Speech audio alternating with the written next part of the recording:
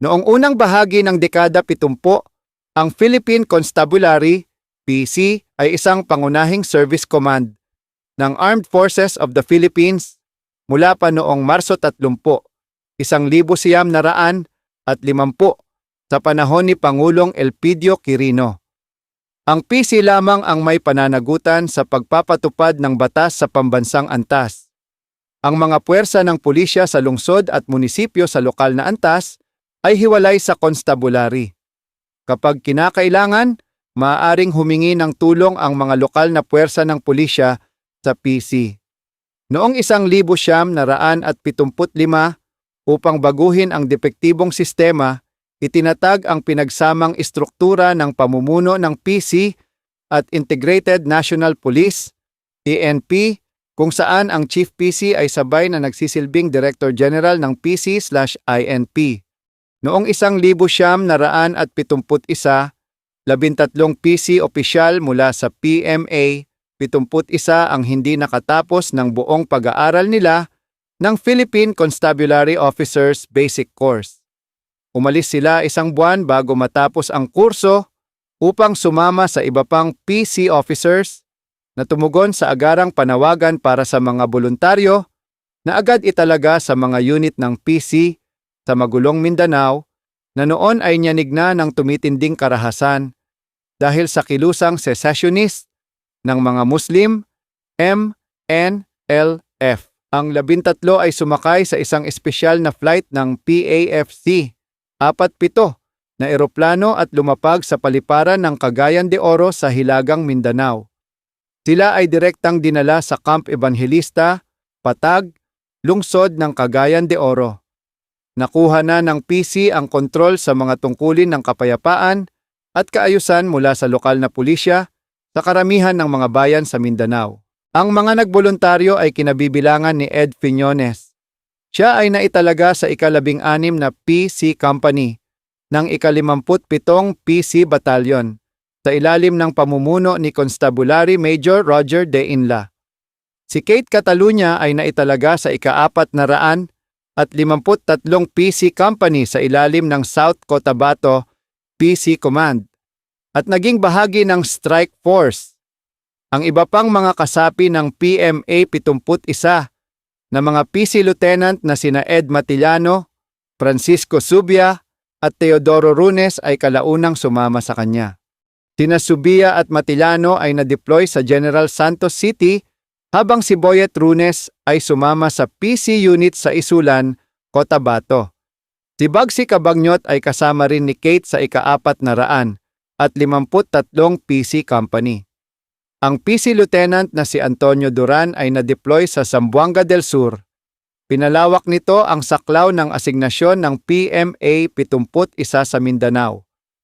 Ang iba pang mga kaklase na naitalaga roon noong panahong iyon ay sina PC Second Lieutenants Dominador Domingo, Victor Batak, Virtus Gil, Rinaldo Velasco at Rex Piad. Sa Cotabato, ang itinalagang lugar ng operasyon ni Ed Fiñones ay nasa hangganan ng Lanao del Sur at North Cotabato na tinatawag na Barangay Bugasan. Malinaw na naalala ni Ed ang unang utos na ibinigay sa kanya, sakupin at tiyakin ang seguridad ng Kampo ika-4 na pag-aari ni Dato Kawi.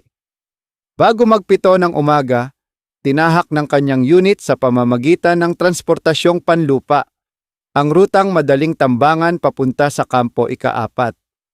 Nagsimula sila mula sa Camp Parang, ang himpilan ng IVPC zone.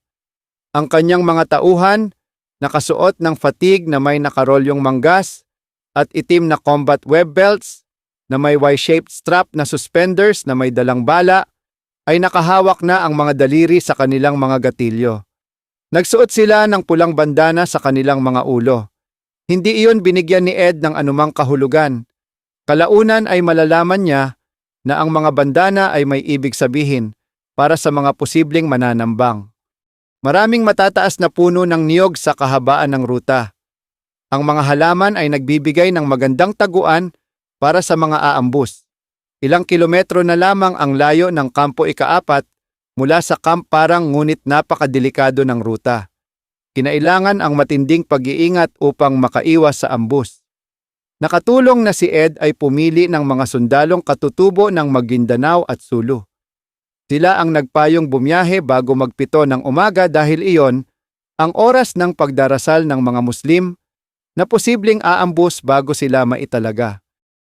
Napabuntong hininga siya sa ginhawa nang marating nila ang kampo ikalawa ng ligtas matapos dumaan sa mga kampo una, ikalawa at ikatlo. Maraming beses na kinailangang dumaan ni Ed at ng kanyang mga tropa sa mapanganib na kalsadang ito na puno ng mga rebelde sa pagitan ng Camp Armberby at Camp Parang. Maaaring nakatulong ang mga panalangin ng kanyang ina, ngunit ang mga likas na talas ng pakiramdam ni Jadil, isang sundalong tausug na naging malapit kay Ed, ang nagpanatili sa kanila na ligtas at buhay sa maraming pagkakataon. Bilang pasasalamat sa kanyang mahalagang serbisyo, ibinigay ni Ed kay Jadil ang kanyang combat boots bago siya umalis sa unit para sa isa pang assignment. Mga nagawa ni Ed Matillano. Noong Setyembre 1971, ang commander ng kumpanya ng ika-400 at 31 PC Company na nakatalaga sa General Santos City ay tinambangan ng mga armadong bandido na pinamumunuan ni Commander Tigre sa hangganan ng Malungon, South Cotabato at General Santos City.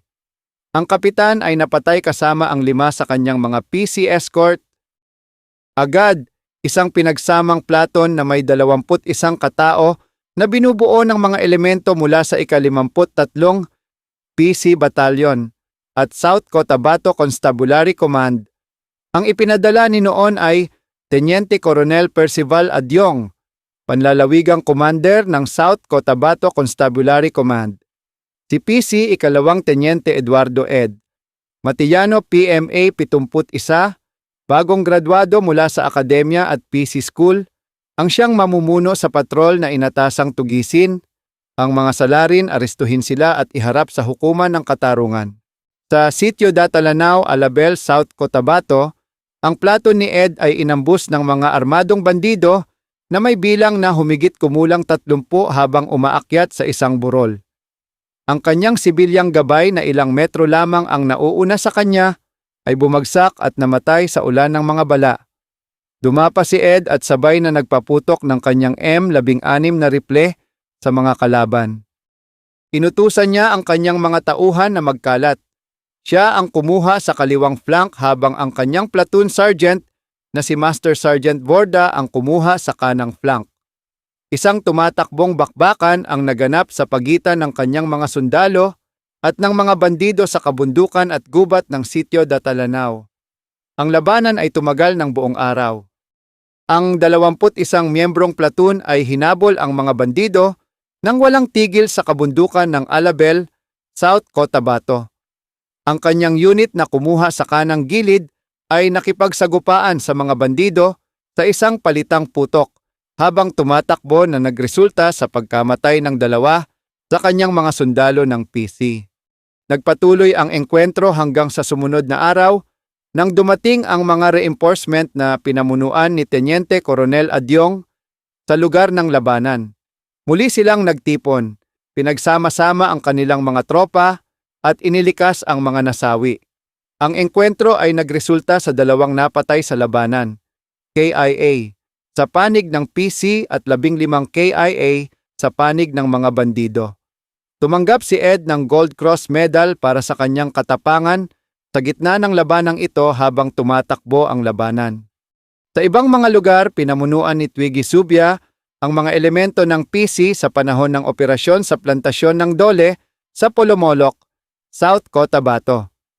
Sa operasyong ito, ang platon ng Philippine Army sa ilalim ni Bay Ibo ay nagsagawa ng sweeping maneuver habang ang tropa ng PC ni Subia ay nagsilbing puwersang humaharang.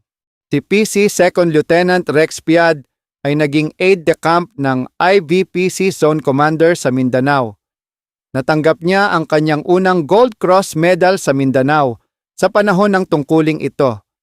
Nakuha niya ang gantimpalang ito sa isang engkwentro laban sa mga puwersa ng Muslim Independence Movement sa Makasandag, Parang, Cotabato noong 1900 Tumagal ang palitan ng putok ng 14 na oras. Si Rex at Brigadier General Daniel Lira PMA, 51 kasama ang isang kumpanya ng mga sundalo ng PC ay lumaban sa umaataking mga puwersang Muslim na may bilang na higit sa 200 mandirigma. Maraming nasawi sa magkabilang panig. Ang pagkilala sa sakit at sakripisyo ng mga opisyal ng PC, grupong 71 kasama ng daan-daang iba pang mga opisyal at sundalo ng Philippine Constabulary na kapwa nagsapanganib o nag-alay ng kanilang mga paa at kamay at buhay para sa bansa ay hindi maiiwasan. Dapat silang parangalan para sa kanilang katapangan, tungkulin at sa patuloy na pisikal at emosyonal na bigat ng kanilang paglilingkod. Pagpalain ng Diyos ang ating bansa.